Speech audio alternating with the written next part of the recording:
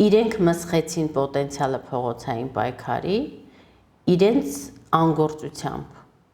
Փողոցային պայքարի հնարավորություն մեկ ամսվա ընթացքում 2 անգամ եղել է։ Գեցե այն ընդդիմությունը, որը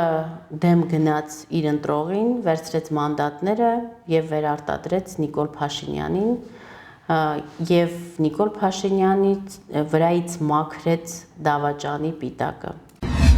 Ժողովուրդը հոգնած է եւ չի ցանկանում այլևս տեսնել իրեն որպես ղեկավար, մեկին, ով որ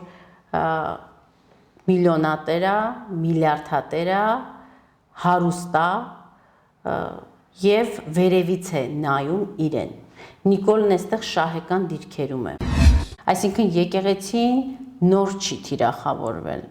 Եկեղեցին պարզապես պատրվակ էր հայաստանյան դաշտ մտնելու համար,